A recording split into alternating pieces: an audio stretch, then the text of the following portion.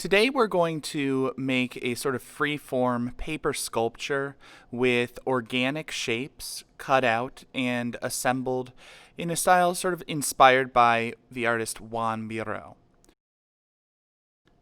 Now, the first step for this project is going to be to draw and color a variety of shapes.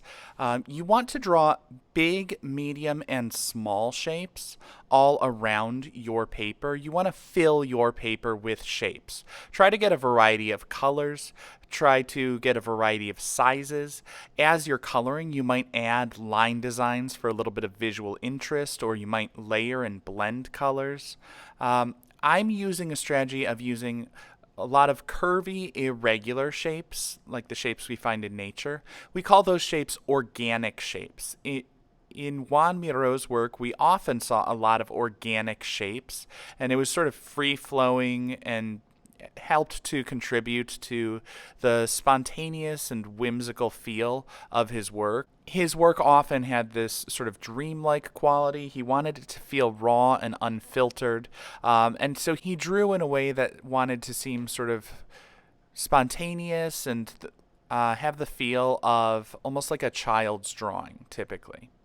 So I am mimicking that style a little bit with these free-flowing organic shapes and adding some accents with a few lines and shapes over the top of it to add little pops of color and a little extra detail for visual interest.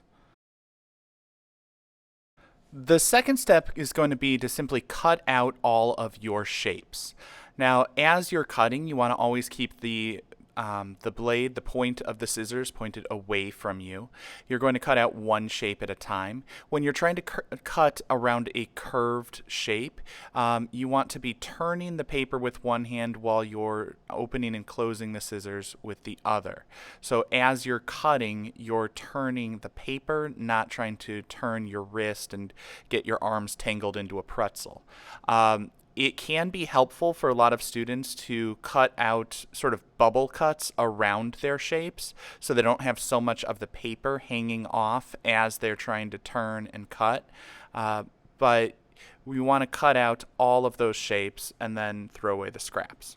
Now, for our final step, what we're going to do is take those shapes and assemble them into a 3D paper sculpture. The challenge is to take those flat shapes and turn them into a 3D form.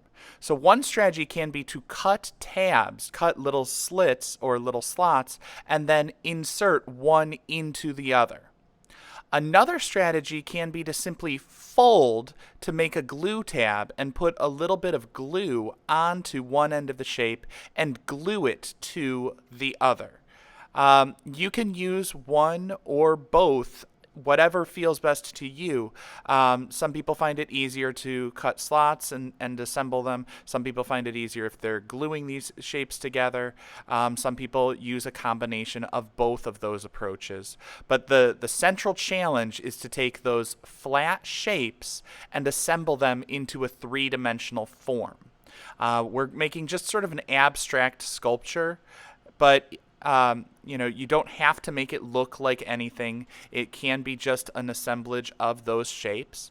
But if you want to challenge yourself, you could think about how you could apply these methods to make sort of a Joan Miro style cat or dog or a sculpture that looks like something, but you do not have to. The central focus is to draw, color, and cut out a variety of shapes in different sizes, and then try to challenge yourself to assemble those flat shapes to make a three-dimensional form or a paper sculpture.